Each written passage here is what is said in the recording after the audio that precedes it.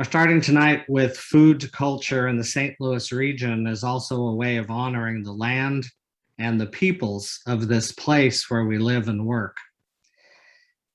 Native communities and investigators are leading significant efforts to reduce causes of climate change and to mitigate its consequences, and to ensure food security for current and future generations.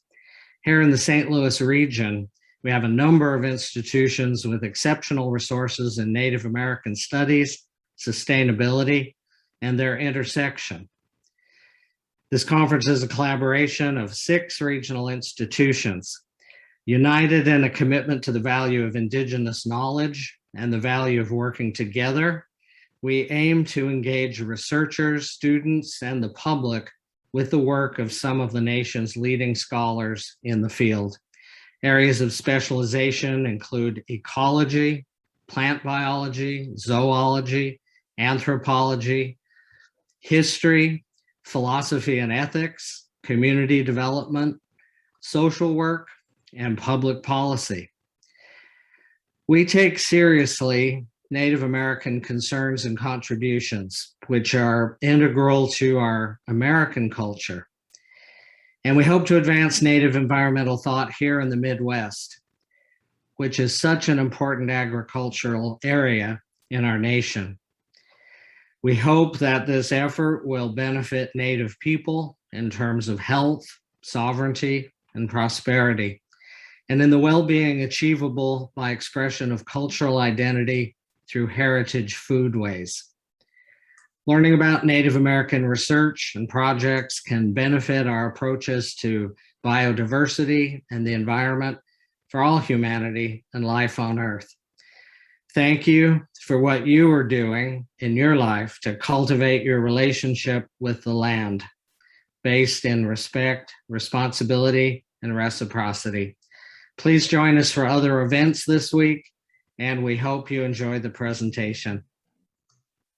Thank you, Greg, for those beautiful words and for spearheading this effort to put this conference together, which has really been a dream project. Our speakers this week, as he said, are from all over the continent. And we wanted to start by situating this conference here in the St. Louis, Missouri area.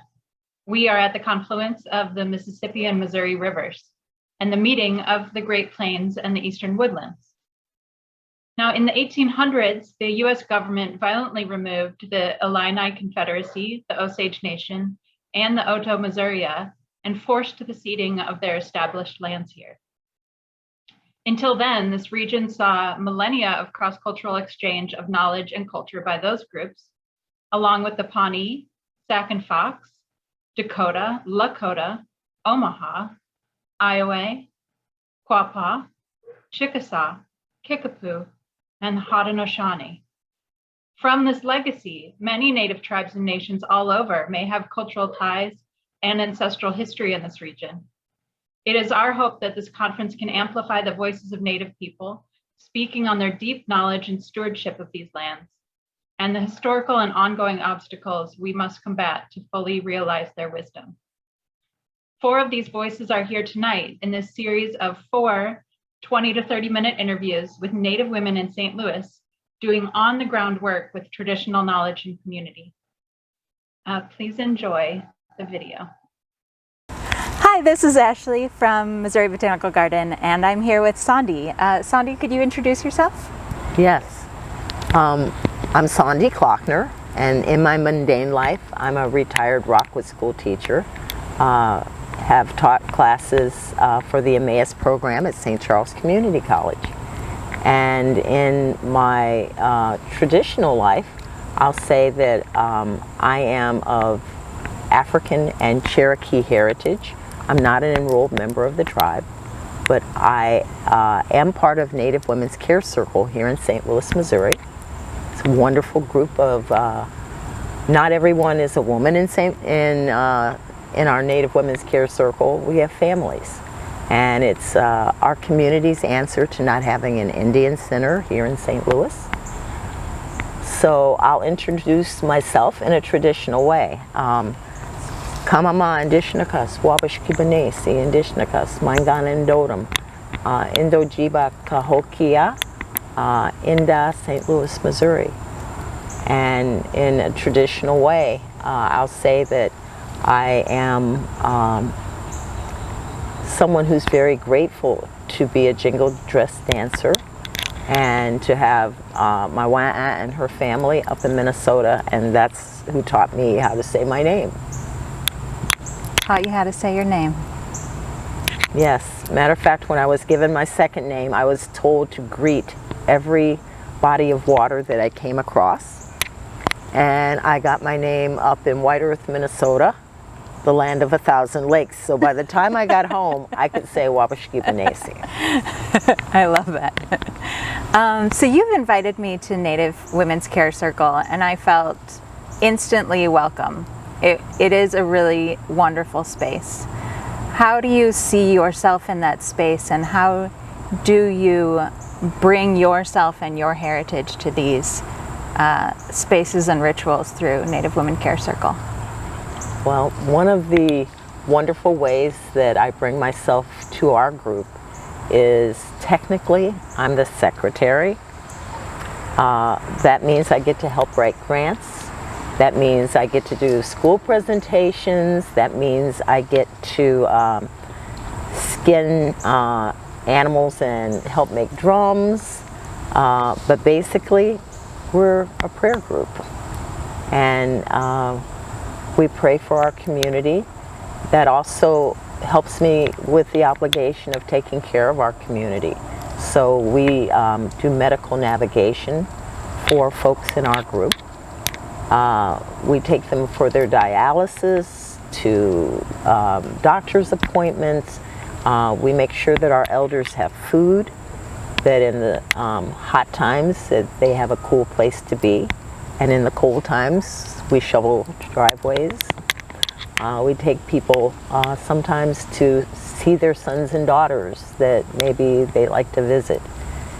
In our group, we have a lot of people that are also non-native. We are very inclusive, and they learn about Native heritage, songs, and we have ceremony. A lot of us are quilters and beaders, and very much we are very tied to the earth. We've done things like promoted ribbon skirts and wearing ribbon skirts. That's something that ties us to the earth and gives us pride in our Native heritage. We also are making medicines and sharing those medicines, traditional medicines. So we've networked with people all over the country and with different groups. It's just an amazing thing. An example would be like the Anthropogene project. We ended up doing tours of Missouri, of St. Louis area, and showing where things grew. We welcome folks to this territory in the best way that we know how. So we're doing amazingly wonderful things, everything from prayer and ceremony to planting our traditional medicines and raising bees. We even have a bee mentorship that we help sponsor, and we have Black, brown, and indigenous women that are learning to be beekeepers. And that's been an exciting journey. And in the short time that I've known you, I've already been blessed and welcomed with gifts made from plants and beeswax in the salve that has literally healed me already. And the cuts and scrapes you get with working with plants. Yeah. Where did you learn about plants and how to utilize plants for medicine and integrate the natural world into your life? Well, that's always been there. My great-grandmother use food as medicine, and that's the lesson that she gave me long ago, that food is medicine. So from the food that our family eats, to using plants to help us to stay healthy, we've always had that, and a mixture of different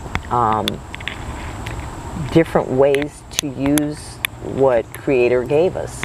So my grandmother and my great-grandmother are all plant people. My mother is a plant person, and they passed that on. And sometimes, like this year, I was a very bad backyard gardener.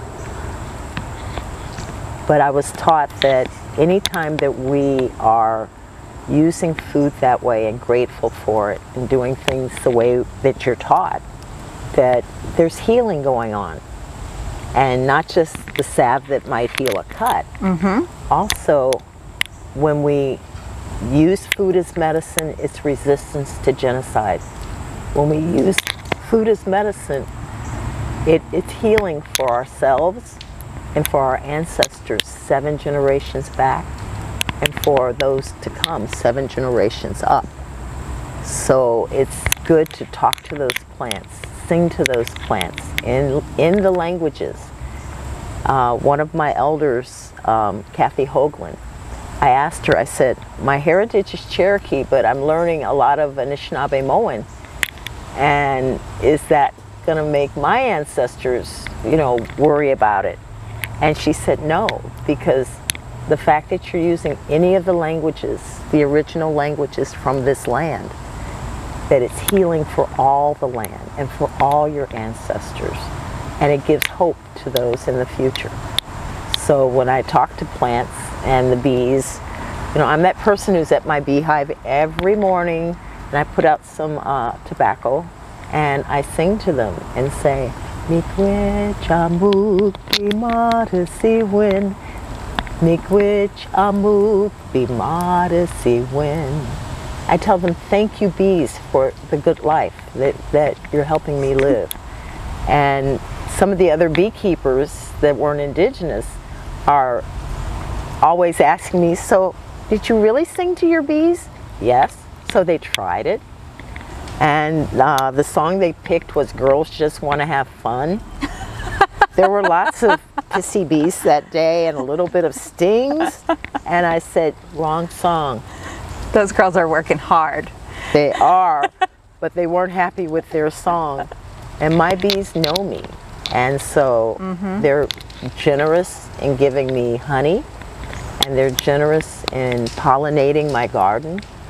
And I just know that every year I'm getting better and better. I'm more a forager than a gardener. And it's been an amazing journey.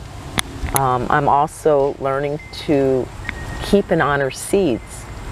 And one elder that was on a talk with us said that all the things that people want to do to help Native Americans, honor those treaties, but everything goes back to the land. Everything goes back to the sacred places. And because of that, everything goes back to seeds and food. And I know here in Missouri, it's awful hard sometimes to have people honor those indigenous plants. Here's an example. There's a plant called buffalo gourd. And buffalo gourd is something that farmers have been taught to eradicate. But long ago, when the people lived here, and this is a wonderful land of the Osage, the Wasazi, and the Kickapoo were here, the Oto were here, the Quapaw, the Shawnee. And those people used buffalo gourd as a grain and as a food. But from the time that they tried to push the human beings out, those plants that they ate were also eradicated. And it's something we knew was happening, and we hid seeds. And you can go to the books now and buy some heritage Cherokee tomatoes and things like that. But those are the ones that are left out. there's still some that are hidden, that aren't allowed to be shared. And people paid a high price to hide those seeds. So I am honoring those people that did that and learning to keep seeds and to reclaim those things that are ours. Wonderful work. And I know that when I use your medicine, part of the healing process is being reminded of you and the work that you guys do. And to know just that Native Women's Care Circle exists, and knowing the actual work that you all are doing on the ground to help the community and help each other is something that is very close in my mind when I grab for your salve. And I do think that is a part of the healing process, is the mindfulness that comes from that. I think it's really hard for people in an urban setting to sometimes keep those traditions up and to pass them on. Definitely. And we don't have to pass them on to just Native people. Passing them on to the general population is part of what will keep this whole climate change at a standstill. So I make sure personally to not buy bottled water. I make sure personally not to spray harmful pesticides onto the land. But I also am teaching those around me to do the same thing. So I'm a retired Rockwood School District teacher, and I've had parents call up and say, Mrs. K, did you tell my child that they shouldn't use straws? Why, yes, I did. And that there are 12 million straws a day in the US that are put into landfills? No, 120 million straws a day in the US put into landfills. And that we shouldn't use so many? That's right, I sure did tell them that. Okay. And, you know, teaching the younger generation the things that they need to keep their world safe. Environmental racism is a big issue, and people are just starting to see it. But de facto, people of color have a greater incidence of asthma, have a greater incidence of cancer, have a greater incidence of poor food choices, you know, food deserts that they live in. And the bottom line is it all goes back to we need the earth, but the earth doesn't need us. And getting everyone to see that we are stewards of the earth and these plants, you know, from this long-standing one, this tree that's here, down to the different animals that are in the grass by us. We're responsible and obligated to them for our the carbon dioxide changing to oxygen. Be grateful for that, folks. Be thankful for that. And, you know, all the way to the medicines we take into us. Dinner that you just had last night is medicine. But half of us can't remember what we even ate last night. So be grateful. Thank you. You're welcome. I'm very grateful to know you. I'm grateful to be at the beginning of a long friendship and learning more from you. Yes. And seeing the beautiful work that you do.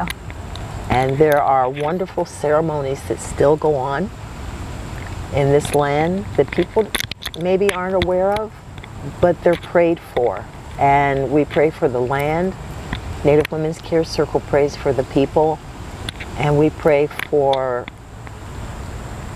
people to be grateful and responsible to their responsibility for stewardship. And there's so many people that are just they are so into technical things. They're so into data.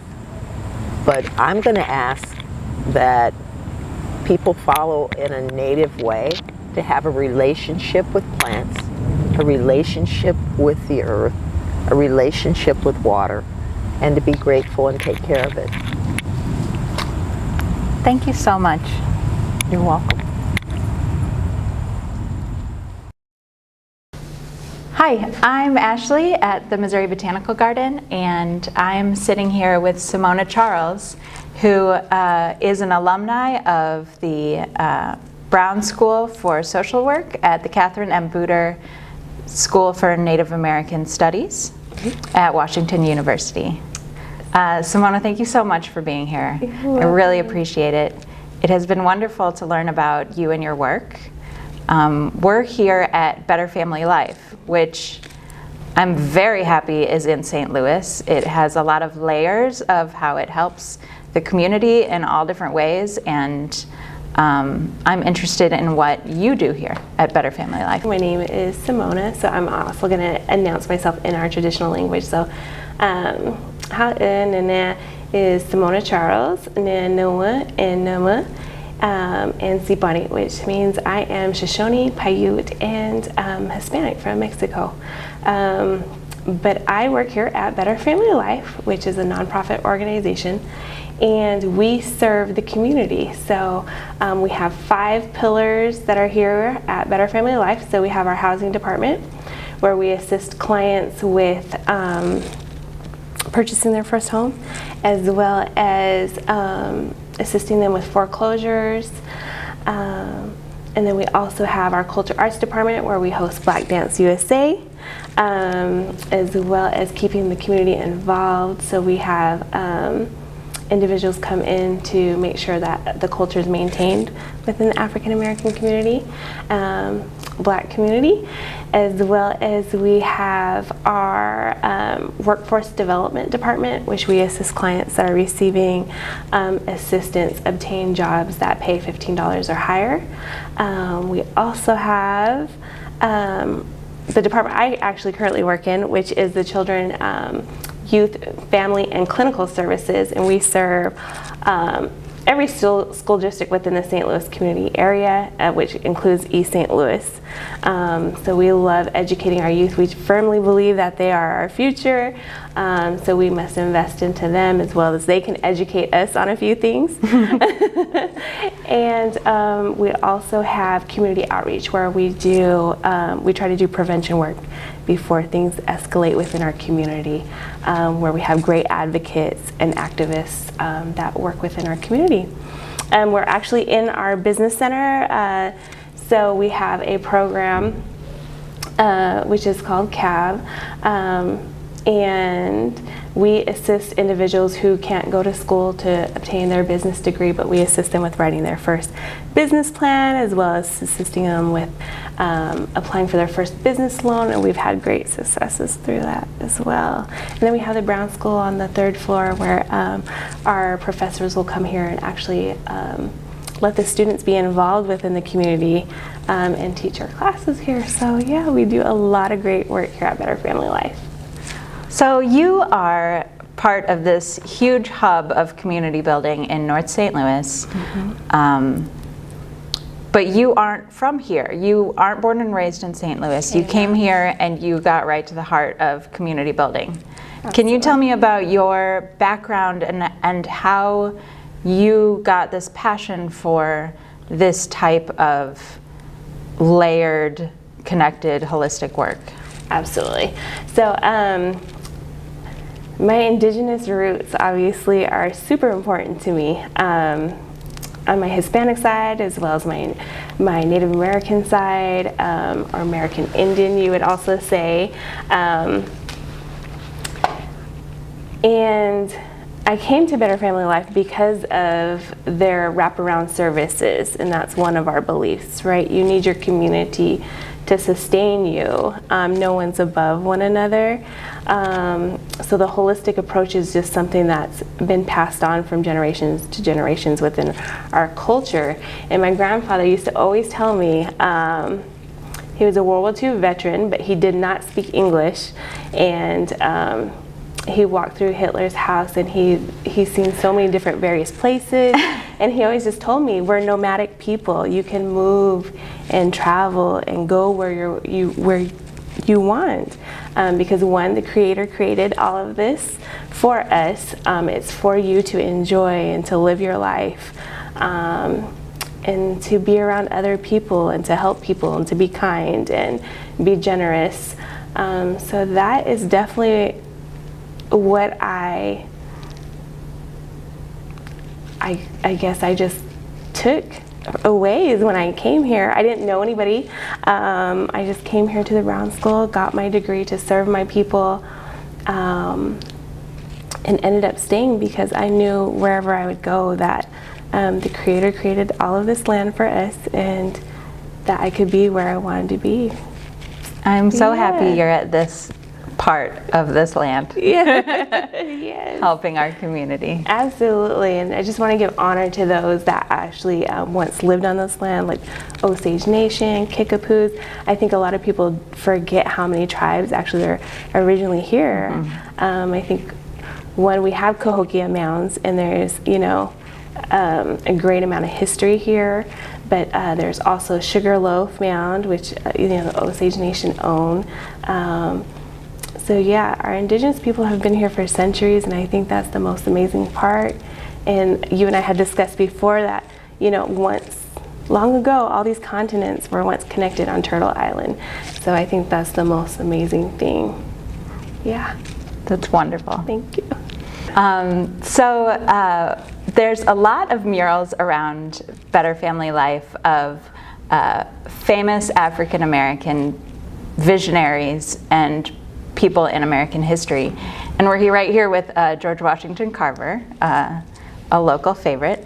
And that sparked a conversation with us the other day about plants and Native American history and medicine.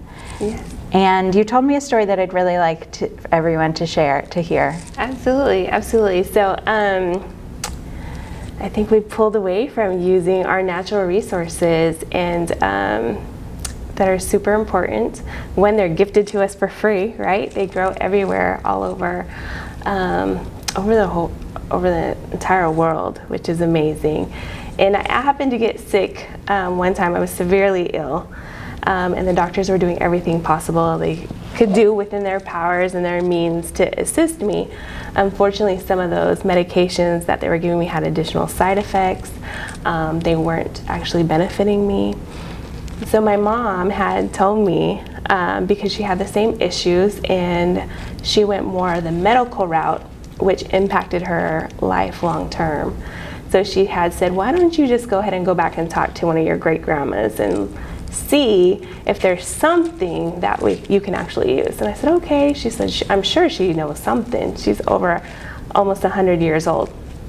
I said, okay, that'd be great. So I went home and I had told her all of my symptoms. And she said, stop taking all the medications. Just go and eat these berries for 1 week. I said, okay. And I happened to go out and get our berries. We actually had a harvest ceremony during that time, so there were a lot of berries picked. And I took the berries for 1 week and went back and seen my doctor and never had any more issues after that. And yeah, I think it's just amazing that sometimes we have the resources that we need, and sometimes we forget about those things, and we forget to study and learn those things, which can assist everyone within humanity, right? And I think that's what we began to talk on. Talk on as well, is that a lot of people don't understand indigenous perspectives and our morals and our values and why we fight for water rights and why we try to preserve wetlands, because they have so many natural resources that can not just help us as an indigenous community, but that can help everyone. And then I also touched on the birds. My grandma taught me that I could pay attention to the animals and to the birds and to what they ate and what's good for you and what's healthy. However, you should consume those and get the knowledge from those who know about them and have used them for the right way that they should be used, because some can be toxic to your body and not be consumed in large portions, right? Or like over consuming or overeating. We all know that like America is known for obesity and things Yeah. those additional things, and everything should be in balance.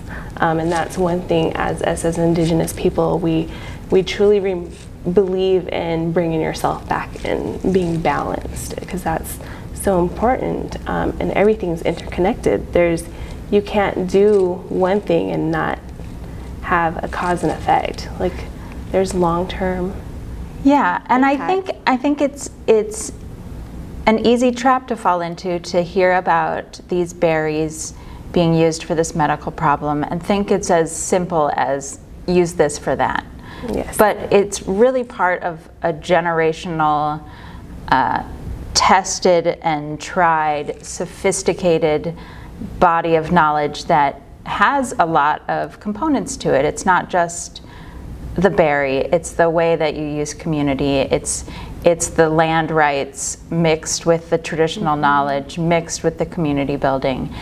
And I am interested in how that perspective and that upbringing and that wholeness informs your work here. Absolutely. And your work or your perspective on community building in general. Absolutely, yeah. So I wouldn't even really say it's community building. I think it's just having relationships, right? Good, healthy relationships. That's so important in order to produce good things, right? Dene people, also known as Navajo, believe the saying walk in beauty, right? Every day walk in beauty, like appreciate life, enjoy it. And I think the most powerful thing is that we touched on in the past is a lot of our people were called savages back in the day, without even thinking about that our Indigenous people would fast and pray and use certain plants, for prayer that were gifted to us by the Creator, God. And some people just forget to ask us about those things and forget to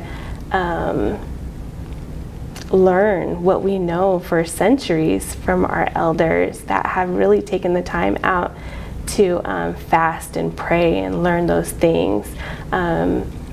And to some people it just seems unusual. However, we want to use some things biblically all the time, but then we fail to really ask, like, when things weren't written down, how did we do things? How did you operate? How did you learn those things? And it all comes down is that we are in this world just temporarily, and we're all going to leave one day. So to really walk in your best way, in your best you, I would say that. So that's definitely one thing my grandparents used to say to me. My grandma used to tell me a long time ago when I was little, she would tell me if I was really struggling, because my mom, I come from a mother who was taken at a young age to a boarding school. So she had a very hard time trying to heal from those things. And my grandma knew I would struggle at night sometimes being without my mom, and she would tell me, think of one good thing and focus on that and go to sleep. And she would say, Bishet yu uwira, which means sleep good. Let your mind be at peace, rest easy. And I still carry those things, being, far away from my family. There is a quote that I carry with me, and that was that you need your education now, to balance living in two different worlds. You're Indigenous, however, the Western culture is here. So you have to walk in two different worlds, but you definitely need your education to adapt. And I think that's great that our people have balanced two different worlds and just remain in balance. Yeah. That is beautiful. Thank you. And I see now how this program in this building is a place for you, because we are in a beautiful old elementary school that has been turned into this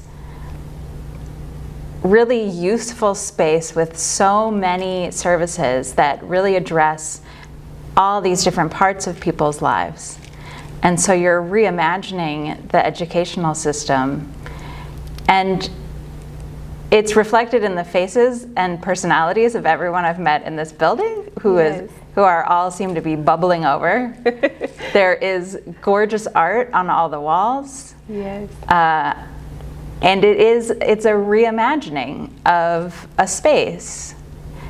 And it really fits all of the values that you hold dear, that you've shared with us. Absolutely, yeah. And I think one thing people forget is the Civil War happened here. Yeah. Right? And people forget also the history that the government used African Americans, Black people, and Indigenous people to, I will say the word, manipulate one another, right? And break relationships and break community, right? So when people came here for safety, long ago, the Indigenous people helped them, right? They came and we fed them and nourished them and make sure that they escaped what they were coming from with no questions asked. And then when the history of the Civil War happened and you were requested to murder Indigenous people so you can just be a U.S. citizen, that is painful history, one. However, telling the truth about it is what I love about Better Family Life. We don't sugarcoat things, so we can grow and we can heal and have better communities. Oppression is a real thing, but I think a lot of people forget that Natives and Black communities joined together after they realized what was happening, and we sustained, we helped build communities together and helped be sustainable, and I think that's the most powerful things as a Black and Indigenous community. How do we continue to work together and to show people that we are powerful people? We have amazing botanists, right? Of color, and we have amazing artists like Gans Jove, who's from Bolivia, and we can help each other, one another as a community. And I think COVID-19 has also showed us that, right? That it doesn't matter which color or race you are, but that we're all here together and that we should all try to help one another and be kind to one another and not oppress one another for each other's gain.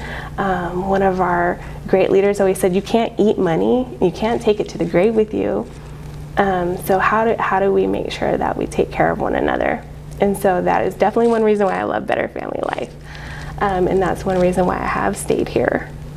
Yeah. Well, I am personally and on behalf of St. Louis so happy that you're here. Thank you. I'm so happy that Better Family Life is here. I'm just in awe of meeting you and learning about you and your work. Thank you. I'm really grateful that you could join us for this interview. And bring your family and your history and your work to the audience that I want to share you with. Yes, thank you for having me.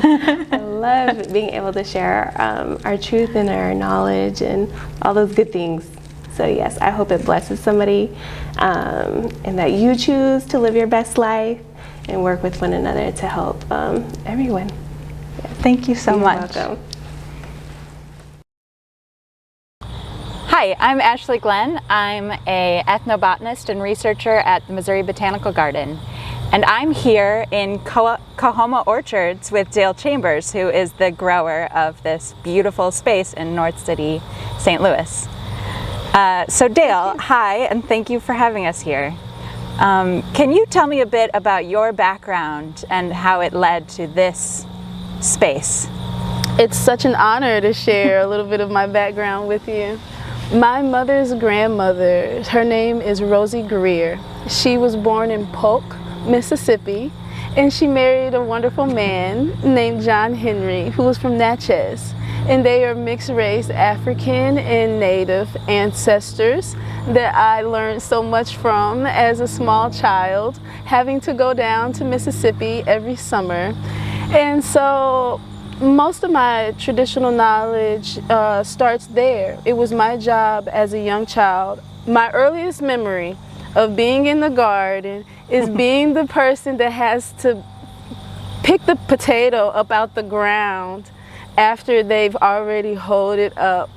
And because I was short and little and they were so fancy, my family are the fanciest farmers, okay? They are from the South and migrated to places like St. Louis and Chicago and Memphis. So they love to be fancy, and they deserve to be fancy because they'd been sharecroppers, they'd been farmers, they'd been traveling folk, they'd been military folk. And so by the time I came around, they wanted the joy out of life and they didn't want to pick up the potato. It was my job. And so that's when I first began to love the plant knowledge that my family had. The same great-grandmother, Rosie Greer, she had a beautiful flower garden in her front yard. And when I was 5 years old, I remember her sitting in her front yard in the midst of her rose bushes. And I thought she might have been Harriet Tubman or someone famous, you know. At that time, the road she lived on Lincoln Drive, she had moved to Coahoma County in Mississippi, which is, she's in the area right outside of Clarksdale. At that time, her road was a dirt road. So I was for certain maybe everything came out of maybe Lifetime or some kind of soap opera. And the most intriguing memory about the whole thing is how calm she was. And as a child, how could you be that calm sitting in the midst of so much beauty and wonder? And it stuck with me. Her eldest daughter, Mary Elizabeth Moulton, who was born Mary Elizabeth Haynes, was one of the people who raised me. And I helped caregive throughout her entire life. Mary taught me how to grow just about everything. And so it's just an honor. She was born in Marks, Mississippi. She had a wonderful life as a teacher, working in factories, and then taking care of other family members. But the gardening and the reading was the thing that was her passion. And I believe that she instilled that into me as a child. I remember going to college, my freshman year of college. I had my anthropology class, which was definitely about anthropology and art, and then anthropology and healing medicine, okay? And it was suggested that I get the Herb book by John Lust. So it's a classic for us that are herbalists, and I ended up having to need that book many times in my career later on. But I remember this particular time so importantly because I just got into art school.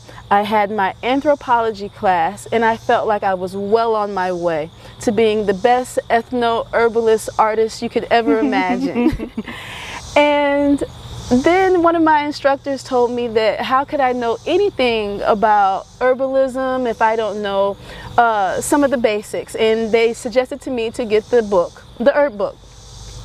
Of course I got two because Mary was in St. Louis. I went to school in Memphis, closer to where our family's from. I was surrounded by family, still missing all the signs as a young academic. And so I bought two of the books, and I wanted to run it home to the elder in my family and say, look, I got something that's going to help your practice. Oh, yeah. And when I brought her home the Herb book by John Lust and the Rose of Jericho plant, because I thought I'd arrived. And I brought it from Memphis. Anyone who knows the South knows that Memphis is the closest large industrial city to Marks, Mississippi anyway. And Clarksdale and Lowndes and Sunflower and all the places where my family is. And when I got into the house and I made my little academic speech and I gave her her gift, she laughed in my face. Can you imagine why? Yes.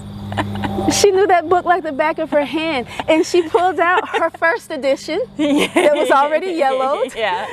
and showed me all the markings she'd already made, Yes. and all the things she'd already showed me that I now went to college to relearn. Amazing. Yeah. So it put me in my place Yeah.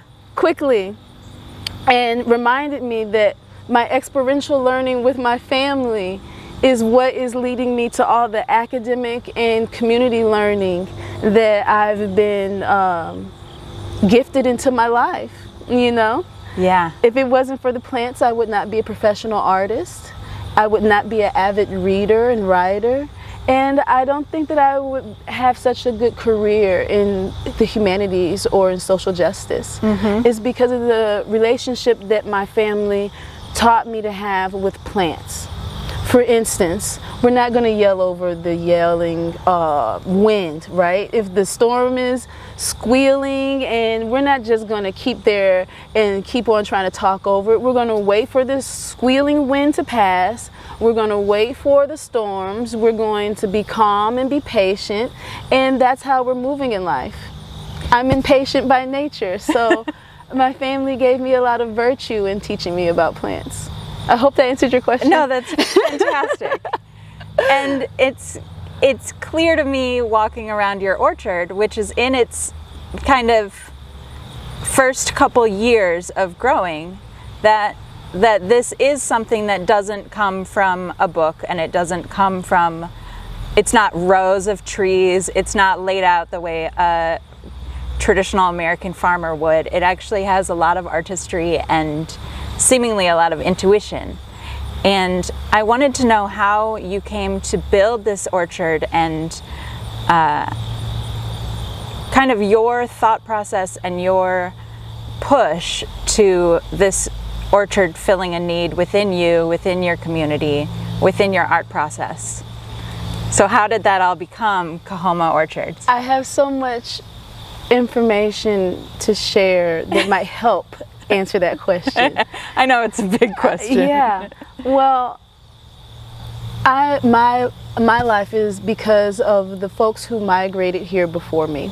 So let's go back to Rosie, and John Henry's nickname is Book. So let's go back to Rosie and Book. Rosie and Book had at least 14 children, and most of them moved between Memphis, St. Louis, and Chicago. And I was raised by the eldest, Mary, that I mentioned, and her daughter, Ethel. And Mary and Ethel lived here. Other family members have lived here in the past, but they lived in North St. Louis. And my mother, she lived in North St. Louis. She lived when her mother was alive. It's her father's family that I'm talking about right now. Their last name is Haynes, Haynes, and Greer, the street that we're on, Greer. Yeah. Yes. We are on a street named Greer. Yes.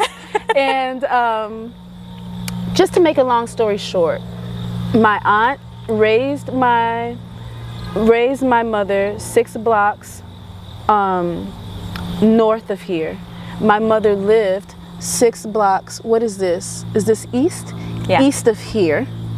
And it's an honor to be here, and the serendipity is so thick that intuition isn't the right word. And so I've only had the orchard for 11 months. It was purchased at the middle of October 2020, in the middle of the pandemic, as a leap of faith, because I love growing. As we may already know, I love plants. I think I said that early on. And so with all that being the case, I'm looking at the vacancy of St. Louis. I'm looking at the vacancy of my own family story. And I see that migration and the multiculturalism of Blackness is still not being honored and uplifted. And so what does that mean for me? That means that I've already done some of the personal genealogy. I've made some markers for some of the places in my family, like with Washington Park Cemetery. I found my mother's mother who passed when she was 9 years old. Both sides of her family has Native ancestry, and it reminds me of what the architectural impact of vacancy looks like.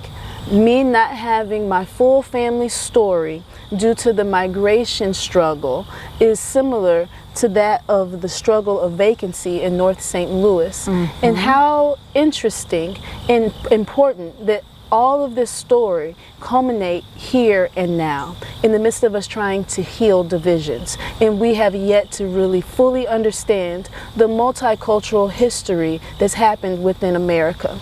So that's why I'm here, and that's what I'm thinking about when I'm, silly enough, that's literally what I'm thinking about when I'm planting the trees and I'm doing my genealogy and I'm calling I have great aunties that are still alive.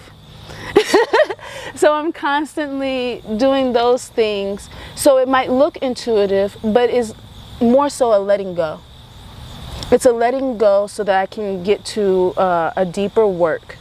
The plants become a symbol of not just the beautification and the unification or just simply filling space, but more so for life and the cycle of life as a whole, demonstrated in the midst of what we sometimes consider to be dereliction, which is really abundance. We have the highest bee ecology that I know of in North St. Louis than anywhere else in the United States. Now, I'm thankful for the vacancy, whereas before I might have saw it as a social ill. Now I'm able to show gratitude about it because I can walk around my orchard and see at least 6 bees. And I think that that abstract outcome symbolizes even more so for Black folks, white folks, Native folks. And one other thing I want to say about all this, because I know this isn't about the design, but the social design of this work is what really leads this. Yeah. I worked for a professor, and I'm going to name her. Her name is Debbie Halstead. She was out of the University of Memphis. She runs Ebo's Spiritual Supply in Memphis. I mentioned learning from her early on in college. And she had a beautiful dissertation when she was getting her PhD, showing folks the African ancestry in their ancestry, even if they were seemingly white or Caucasian. Okay, that was the focus. And it was important to her as a white woman to show the multiculturalism within American whiteness. And so it inspired me because I had a multiculturalism in me that has not been able to express due to society's lack of representation. Yeah. And so, you know, as a child, I was teased for my nose until I learned how to do some of the games that we play, like the potato, holding the potato, I win. Which, you know, outside of one supposed culture or racial group comes many, and vice versa. For us to identify as only one group is to negate the migration story of your ancestors, no matter where you come from. And so all that for me especially culminates in St. Louis because we are a multicultural trade route. This place sold people. This place sold plants with the people. Folks don't understand that a lot of times when they did the enslaved auctions, that it wasn't just people, it was plants, animals, and anything of value. And so maybe if we start looking at our multiculturalism within a racial paradigm or within an environmental paradigm, we'll start to value ourselves and the environment around us a little better. I have. I've taken better care. At first, I started off just growing seasonal foods and buying my herbs. Yes. And so over the past 15 years, that has grown, my love for herbalism and growing potatoes has turned into this orchard with trees, which is a learning curve for me.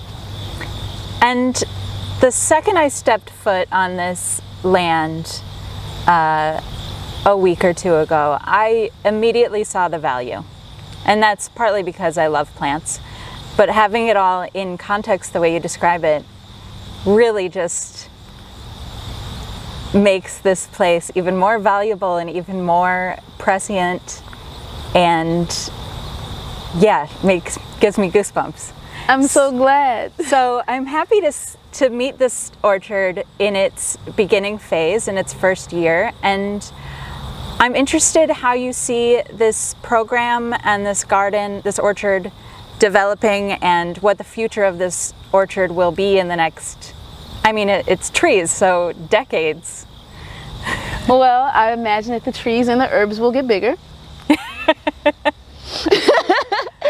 They do that yes. sometimes. I imagine that through time there will probably be a different variety of flowers, because right now we have more full sun than we will have in 5 years. Yeah. And I imagine that for programming, I will be able to teach all folks about how the Trail of Tears and the American Black migration has a shared story. And I look forward to, I met a man recently at the orchard who had heard about us, and he was seemingly racially Caucasian, right? But what a coincidence. There's something about his eyes that reminded me of me. Me as a seemingly African-American person. What would be the odds that our grandparents would have a shared migration story, with him being of seemingly white race and me being of seemingly black race, when in reality his grandfather and my great-grandmother both moved here and passed as a culture that wasn't necessarily theirs to survive in North St. Louis, and we have a shared impact story, and he's Chickasaw and Choctaw. So it's like, that's amazing. Yes. This orchard is already bearing fruit. Yes, well, or even maybe collecting, right? Some of the fruit was already here, and we just need to dig around for it. And so that was an opportunity for us to find a commonality outside of what society tells us. And the biggest commonality was the fact that, hey, we look nothing alike and we're still related. Isn't it beautiful? That is beautiful. Yeah, that was the program is going to be about. I'm going to show all the black kids, you know, your folks really from was Mississippi, Alabama, Arkansas. This is kind of what happened here in the 1920s and 30s, and this is what happened for the folks who were called Native American, who are supposedly extinct. We're not extinct. Go ask your grandmother where she's from. Go ask your great-grandma where she's from. Ask your family where they lived before they had to move to St. Louis. Why did they move to St. Louis? What kind of conditions did they live in before they came to St. Louis? What did the people look like around them? And then we'll find out this whole we are related thing. Maybe it'll look like a real program in a nonprofit context, or maybe it'll look like more folks knowing where they came from in North St. Louis and feeling as though, despite whatever racial separation is around us, that we're all native to a place. That's wonderful. I want to thank you for sitting down with me and having this conversation. I want to thank you for putting in what is a lot of effort into this orchard and this community and this neighborhood. Thank you. I want to thank you for calling your ancestors up to be here with us. Thank you. And yeah, I want to thank you for all the future visits I make to this orchard to watch it grow. Hi, I'm Ashley with the Missouri Botanical Garden, and I'm here with Sherry. Sherry, can you introduce yourself, please? Yes, my name's Sherry Echohawk Talek. My maiden name was Echohawk, and my husband's name was originally Telucius, and the grandfather cut it back when they came over to this country, so I use both names most of the time. I am from Pawnee, Oklahoma, and I'm Pawnee and Otoe, Missouri. My grandmother on my mother's side was half Pawnee, half Otoe, and my father's family was all full-blood Pawnee. And I came to St. Louis in 1980 to follow my job here. I was a baggage handler for Trans World Airlines, and I was in Tulsa, Oklahoma. I hired on with TWA, and I was the first female baggage handler for that station, and there wasn't a whole lot of them at the time. That was the late 70s. And so it was a new experience for the men on the ramp, and it was a time when I had to test. I had to prove that I was worthy of that job, which I did. But I thought my life was set because I had always heard airline jobs were great. And of course they always think about a flight attendant or a pilot, but they don't think about all the other people that help run the airline. So, but it was a great fit because I was a tomboy when I was growing up. I loved being outside. I was athletically inclined. And so this job as a baggage handler really was my calling. I worked outside. I've got to work in all 4 seasons. And I'm really blessed to have had that experience. And I retired after 30 years with the airlines, and most of the time has been here in St. Louis, basically since 1980. So, and I didn't know much about the Indian community until I went down to the Indian Center, which was almost like 16 years later. They were without an executive director at the time, and I went down there to volunteer, and didn't realize I was stepping into a hot spot, but I was. But anyway, it was a great experience. I was involved for about 2 years. I became a board president down there, and I was really having to rely upon the women that were there at the Indian Center, and we became friends. And I had to use their knowledge of what the practices were of the Indian Center in order to try to keep it going. I was pretty naive because I didn't know I was running a nonprofit. I just know it was an Indian Center. But anyway, so I muddled along, and then once I finally came to more clarity about what the situation was, I finally said, well, you know, I'm not qualified to run a nonprofit. I need to get back to, you know, being home.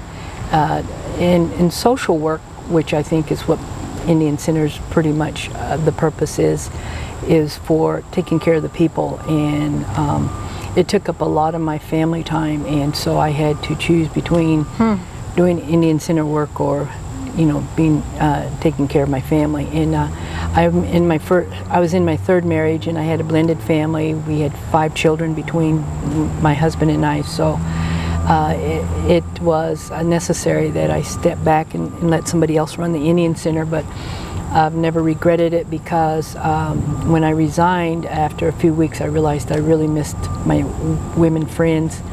And so one thing that helped me reconnect with them is I offered to hold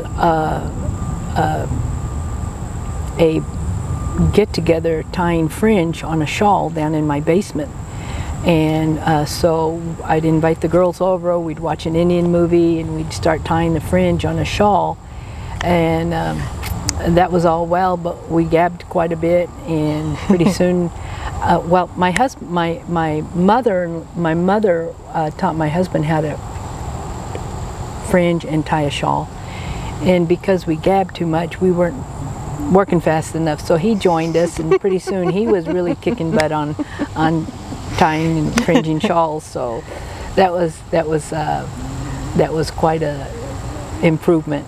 That's great. But anyway, I really had such great friendship. I just didn't want to lose it just because I wasn't down at the Indian Center very much that often. So anyway, while I was at the Indian Center, Dr. Eddie Brown was head of the Booter Center at the time, and part of the students, I think part of their scholarship was they had to produce a powwow, and I think that was to help them incorporate leadership skills. And I didn't know what it entailed to run a powwow until I ran the Indian Center for a couple of years, and it's so much work, and it actually takes a lot of money, which I don't think a lot of people realize But anyway, so Dr. Eddie Brown asked the women of the Indian Center if we could do the food stand at the powwow, and it was only a one-day powwow, so we said, yeah, we'll do the food stand. So we made fry bread, we made Indian tacos, we served hot dogs, all the usual stuff that you'd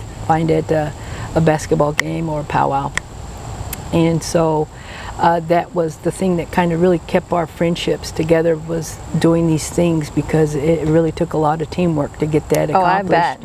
And it was an all-day job, and that was really quite what cemented our friendship. And then one of the girls' aunt taught her how to conduct the full moon ceremony. It's an Ojibwe ceremony. Did Sandy talk about that? Mm-mm. Okay, well, anyway, so her aunt gave her permission to bring it down to her women's friends down here, and so we practiced doing a Ojibwe full moon women's ceremony, and that's another part of what helps keeps us together, our friendship, and our prayers, we feel, are very powerful because we come together and do that. And the Indian Center didn't survive a couple of years after I left, but because us women wanted to stay together and we kept our friendship going, we used the food stand at the powwow, Washington University powwow, to generate a little bit of income for our little group. And the income is what we would use to help our community. And we used to do things that the Indian Center used to do, like if a family lost a family member, we would, send them some money to help with funeral expenses. And That's lovely. if somebody needed a bus ticket to the reservation, we would have money to help buy the ticket, or if somebody needed an electric bill taken care of, we would pay their electric bill. But that was only because we had known what the practices were at the Indian Center when there was one, and that used to be down on Connecticut, just south of Tower Grove Park. Mm-hmm. So we continued to serve the community in that sense, and then as the years went by, and what really helped us a lot is we had young children that grew up in the community, and they were our helper with the food stand. So they kind of aged out and left us on our own. So we no longer do the food stand, but we still try to get together, have potlucks, go to events together. It's a way of experiencing community. It's easy to say community, but there's a feel about it, and so that's what we try to do. And because there's not a large population of Native people here in St. Louis, we just kind of invited people who joined us at the river for prayers and meeting other people. We just kind of decided that we're going to invite them to join us, if they're comfortable with what we do. And so because we were doing things and being noticed, we thought, well, we need to have a name for ourselves. And so we decided that we would call ourselves, and because we weren't all Native American, I said, well, let's just say we're Native, because we're all native of the United States. And we wanted to be inclusive, because to me spirituality is all inclusive. And so we decided to call ourselves the Native Women's Care Circle. And so that's what we just unofficially started calling ourselves. And like I said, our prayers are powerful, and we knew that we needed, as we were aging, we needed younger people to enjoy activities with us. And myself now, I'm actually in the elder status now, so it's nice to have younger people help when I'm setting up out here. We have full moon ceremony here at my home sometimes, and so getting ready with chairs and tables. Mm-hmm. And before the pandemic there was a feast involved after the ceremony, so that was a really good time to really get to enjoy our companies, each other's company, and visit and feel community. And so that's how we have progressed. And even with the COVID, the pandemic, we still come out, we socially distance, and you know, we wear our masks, and we have continued on, and we go to the river on Sunday and pray for the water. Some of the women in our group have walked on water walks, and a few people have gone to Standing Rock when they were fighting for the against the pipeline up there. So we have a connection with the water, and so we just try to be a community, even though we don't have an Indian center here. And an Indian center, it's like, if we did have one, it would be like reinventing the wheel, because there's so many social organizations here in town that we have been able to reach out because we have become the Native Women's Care Circle. We've joined the Breakfast Club, which is an African American breast cancer survivor group that has lovingly embraced our presence with them, and they've shared their knowledge on breast cancer, which we didn't have that before. You know, a lot of Native people get their care from the Indian clinics back home, and when you're in St. Louis, you're an urban Indian. We don't have, the closest Indian clinic to St. Louis is in Lawrence, Kansas at the Haskell University. Really? Yes, and that's a 5-hour drive. Wow. We used to have one friend, a dear friend of ours who has walked on, used to drive all the way down to Stroud, Oklahoma, because she was sac and fox, and she had a child that was damaged at birth, and so a lot of times she would go down there to get medical care for him. I was blessed working for the airline, so I had personal company insurance, so I didn't have to worry about having to go back to Oklahoma for my medical care. And so we have just continued to try to be community. The Buddha Center has expanded. Molly Tovar took over after a spell, and when she came, and she was really an outstanding woman. She used to be the executive director of the Gates Foundation, and I think she was here for like 8 years. She just beat the bush to bring Native American Indian graduate students to the Scholarship Foundation, and this Scholarship Foundation brings them here to earn their master's degree in social work. And so one of our blessings is Molly Tovar wanted the community to connect with these Native students, because they come from all over. They don't see Native Americans very often because this is such a large city, and some of them are not used to being in non-Indigenous living spaces. So that really helped us, because we were glad to help out anytime we could, and that is how we were able to get involved with different programs with Washington University, with breast cancer, and just things that might be happening. And we're really glad to help the students, because when they become, when they get their master's degree, they go back home, and so anyway, way we can help them here and they can go home, they can help Indian country, and so we feel like we're doing our part to the best we can. But that's what has been going on, and I have some blue corn here, and this is Pawnee heirloom blue corn that was harvested about 2 years ago. I think it was in 2018. We had a farmer up in Nebraska who planted about 7 acres of corn for us, and so when it became time to harvest it, they leave it grow in the garden till it's nice and dry, and then we go up there and we've harvested, and then it was brought down to Oklahoma, and it has to be cleaned, and then once it's cleaned, we find and the reason why I know this is I have a cousin, Debbie Echohawk, who is our tribal seed keeper, and she has really pushed to bring back our corn, and she made friends with people up in Nebraska, and Nebraska is our homeland, the Pawnee homeland, so we know that the corn was wanting to be grown there, because when they tried to plant it in Oklahoma, it was not really doing a great job there. So we feel like seeds have memory, and so we've been really blessed to bring back a lot of our heirloom seeds, because we last I heard, we had 17 farm families that have planted our heirloom seeds, and so when it's time for harvest, they let my cousin Debbie know, and then she gets people, and we go up to Nebraska and help with the harvest or help to carry the harvest back to Oklahoma.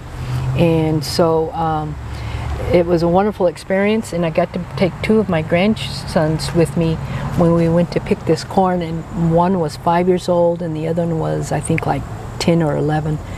And I just knew I had to take them because they need to have memories like this. And so just this year alone, they at each certain time, one of them asked me, "Grandma, are we going to get to go pick corn again?" And I said, "Oh my, I hope so." But it didn't happen. We did have a corn harvest probably less than a month ago, and it was a white corn, and it was the most, I think, the most precious that the Pawnee has. It's called mother corn, and it's like a cream colored corn. And one of the things I really liked, and I heard about it, was that when our Pawnee warriors used to go into battle, they would wear some of that mother corn on them as protection for when they went into battle. And the Pawnee warriors had a great reputation for being fierce warriors, and we had fierce enemies too that we had to deal with. But anyway, so once this corn is taken to Pawnee and cleaned, and It's gorgeous. there's a old-fashioned steam engine show that happens in the first week in May, and they bring in all kinds of steam engines, and so my cousin has found a farmer who has an old-time grinder, and so after the corn is cleaned, you know, like the buggy corn out, and those that was damaged and stuff like that, it is taken over, and the farmer uses his machine and grinds up our blue corn for us into blue cornmeal.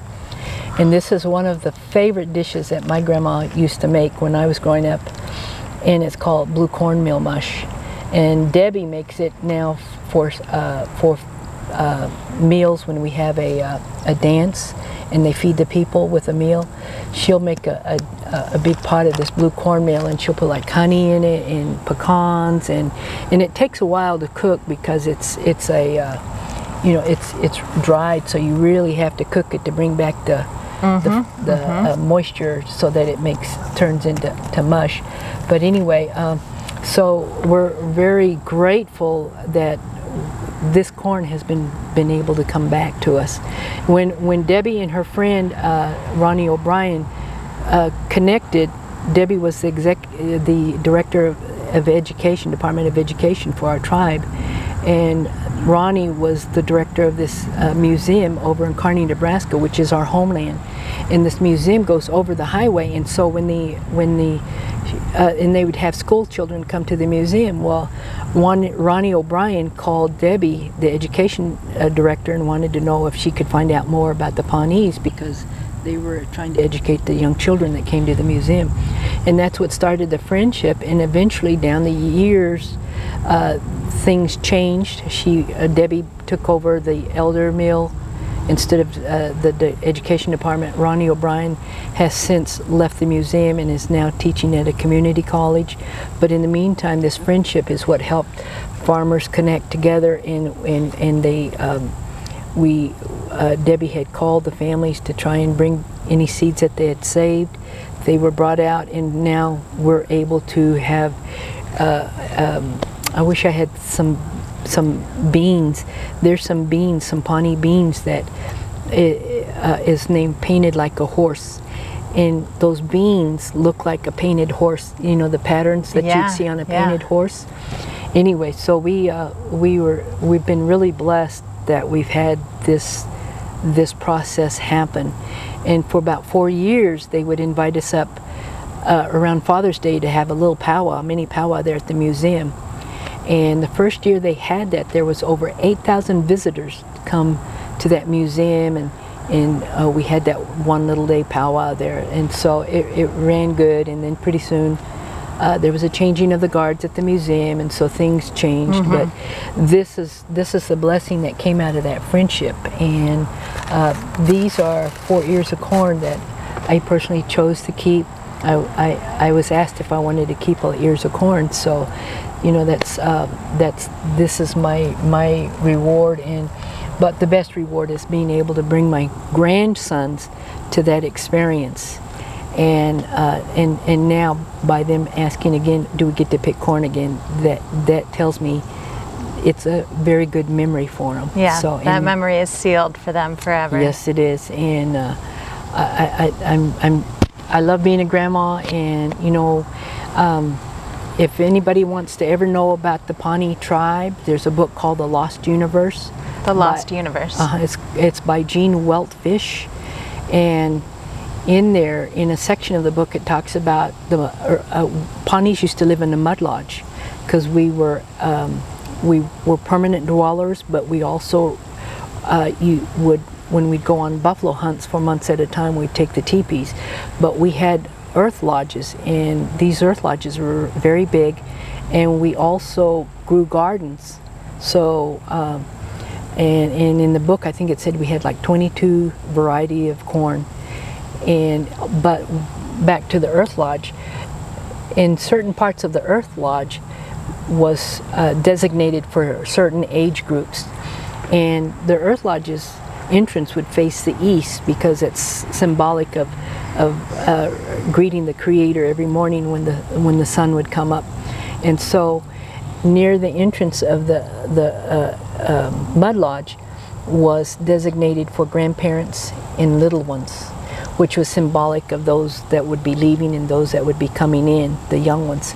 And so it was pretty much the grandparents' job in the Earth Lodge to take care of the little ones while everybody else was running the household and working the gardens and, you know, stuff that they used to have to do like that long time ago. And so I really have wonderful memories of my grandma, and so I tried to do everything I can in whatever time I can to visit with my grandchildren, and always remind them that they're Pawnee. And like if I see something on Facebook and I say Grandma loves her little Pawnee girl, you know, so I keep planting that idea in their mind, because the world is changing, and I'm truly blessed because I had a father that I feel was very spiritual, and we used to have Saturday morning talks about how things were, and he'd give me an explanation.